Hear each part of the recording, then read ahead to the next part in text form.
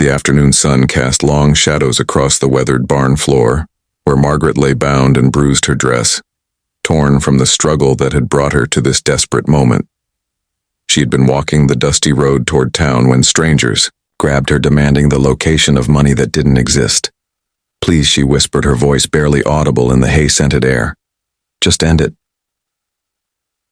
The sound of boots approached slow and measured, like the gait of a man who had learned patience through decades of working stubborn cattle and unforgiving land. Samuel Hayes stood 6 feet tall in the doorway, his weathered hands hanging loose at his sides. His 58 years showed in the lines around his pale blue eyes and the silver threading through his brown hair beneath his worn Stetson. Samuel had been checking his horses when he heard the commotion in the old barn on the edge of his property. The men who had taken Margaret fled when they heard him coming, leaving her behind like discarded baggage. They probably figured an old rancher wouldn't follow them into the Badlands where they were headed. He knelt beside her, careful not to startle her further. In his calloused palm, he held a silver dollar that caught the slanted light. "Streaming through the barn boards, I reckon this here dollar represents something, Margaret," he said, his voice carrying the gentle authority of a man who had spent years talking nervous animals into trusting him. "It's what I paid for you, fair and square, to those men who were fixing to hurt you worse than they already have." Margaret turned her face toward him, confusion mixing with the pain in her dark eyes. She was perhaps 40, with auburn hair that had come loose from its pins and freckles across her nose that reminded Samuel of his late wife, Ellen. "Now I know what you're thinking." He continued, reaching into his vest pocket for his folding knife. "This old cowboy just bought himself a person like this. Was 1865 all over again. But that's not how I see it at all." The knife blade gleamed as he opened it with a practiced flick. Margaret flinched, but Samuel moved with deliberate slowness, cutting the ropes that bound her wrists first, then working on the bonds around her ankles. "What I bought for that dollar was your freedom," he explained as the ropes fell away. "Nothing more and nothing less. You don't owe me anything except maybe to let me help you get somewhere safe." Margaret rubbed her wrists where the rope had chafed, watching this unexpected savior with wariness born of too many disappointments. "Why would you do that?" she asked. Samuel sat back on his heels, considering the question. In his mind, he could almost hear Ellen's voice reminding him that kindness didn't need reasons. It just needed willing hands. "Well, I suppose it's because I've learned something in my years," he said finally. "Sometimes the best investment a person can make is in another person's dignity. Costs about the same as a cup of coffee, but the returns last a lifetime." He helped her to her feet, steadying her when her legs wobbled. The barn smelled of old hay and leather and the lingering warmth of the day. Margaret looked around as if seeing the world clearly for the first time in hours. "My name is Samuel Hayes, and this is my ranch," he said, gesturing toward the open door where rolling grassland stretched toward distant mountains. "You can stay here long as you need to get your bearings, or I can drive you to town if that's what you prefer, but nobody is going to hurt you anymore. Not while I'm drawing breath." Margaret felt tears threatening and tried to blink them back. She had been a schoolteacher before the war changed everything. Before her husband died and left her with debts she couldn't pay. Before desperation drove her to seek work in unfamiliar places where dangerous men saw opportunity in her vulnerability. "I don't have anywhere to go." She admitted the words coming out in a rush. "I was traveling to Millerville hoping to find work as a governess, but those men, they took everything I had. My carpet bag, my papers, everything." Samuel nodded thoughtfully, then walked to the barn door and looked out across his land. 1,300 acres of good grassland with a creek running through it and a house that had been too quiet since Ellen passed 3 years ago. "You know," he said, turning back to her, "I could use some help around here. Someone who can read and write and keep the books straight. Maybe teach the neighbors' children when they come by. My Ellen used to do that, but she always said the house felt more alive when young voices filled it with questions." Margaret stared at him. This man she had never met was offering her work and safety without knowing anything about her, except that she had needed help.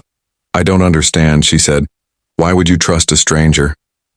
Samuel smiled, the expression transforming his weathered face. "Ellen always said I was a fool for believing the best in people. But she also said that particular kind of foolishness had served us well over the years." He walked to a wooden crate in the corner and pulled out a clean shirt and a pair of work pants, that had belonged to Ellen. They're not fancy, but they're clean and whole, he said, handing them to her. You can change behind that horse stall there. Then we can walk up to the house and you can decide if you want to stay for supper. Margaret took the clothes, her hands trembling slightly. I still don't understand why you're being so kind. Samuel was quiet for a long moment, watching dust motes dance in the afternoon light filtering through the barn. When he spoke, his voice carried the weight of hard-earned wisdom. I've been alone on this ranch for 3 years now. He said, I've had time to think about what matters. Most folks spend their lives collecting things they think will make them happy, cattle and land and money in the bank. But I've come to believe that the only thing that truly matters is the kindness we show each other, especially when nobody else is watching. He paused, looking out at the vast sky above his property. Ellen and I, we never had children of our own. But over the years, we helped when we could. A family burned out by drought would find work here. A young man with more enthusiasm than sense would learn to handle cattle. A woman with nowhere else to turn would discover she had a place at our table. We learned that helping others wasn't charity. It was the thing that made our lives worth living. Margaret clutched the borrowed clothes against her chest, feeling something shift inside her heart like a door long locked, finally creaking open. What if I can't repay your kindness? She asked. What if I bring you trouble? Samuel chuckled softly. Trouble has a way of finding us whether we invite it or not, but kindness has a way of making us stronger than trouble ever could be. Besides, he added with a gentle smile, Ellen always said that kindness multiplies when it's shared. It never diminishes. The giver. Margaret went behind the horse stall and changed into Ellen's clothes. They fit reasonably well and smelled faintly of lavender and sunshine. When she emerged, Samuel was waiting patiently with his hat in his hands, ready to see the house, he asked. They walked together, across the ranch yard past the well-maintained corrals where horses grazed peacefully in the evening light. The house was a 2-story structure, built from local stone with a wide porch that faced west toward the mountains Ellen had insisted on. That porch Samuel remembered because she said every day deserved to end with the promise of beauty. Inside the house was clean but sparse, the way homes become when there is only one person to fill them. Samuel showed Margaret to a small room upstairs that had served as Ellen's sewing room. You can stay here, he said, if you decide to stay at all. The bed is comfortable and the window looks out over the creek. There are books on the shelf there. Ellen was a great reader, and she believed knowledge should be shared downstairs in the kitchen. Samuel moved with surprising grace for such a large man, preparing a simple meal of beans and cornbread.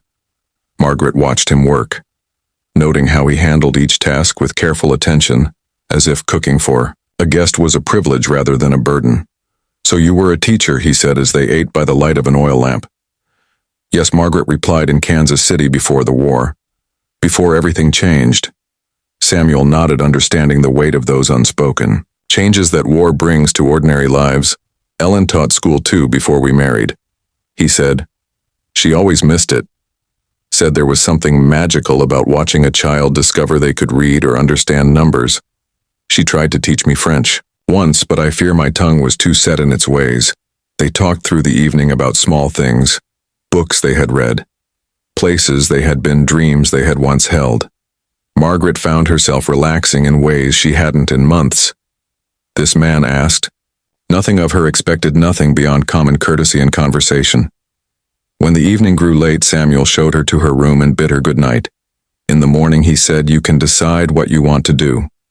There is no pressure either way, but know that you are welcome here for as long as you choose to stay. Margaret lay awake for a long time that night, listening to the unfamiliar sounds of the ranch, the distant lowing of cattle, the whisper of wind through grass, the settling of old wood. In the darkness, she thought about the chain of events that had brought her to this place and this unexpected kindness. She had been so ready to give up, so certain that the world held no more compassion for someone like her, a woman alone without family or resources. But Samuel Hayes had appeared like something from one of the fairy tales she used to read to her students, proving that sometimes rescue comes not from princes or magic, but from ordinary people who choose to do extraordinary things. The next morning, Margaret woke to the smell of coffee and bacon. She dressed quickly and went downstairs to find Samuel already back from his morning chores. "I have a proposition for you," he said as she joined.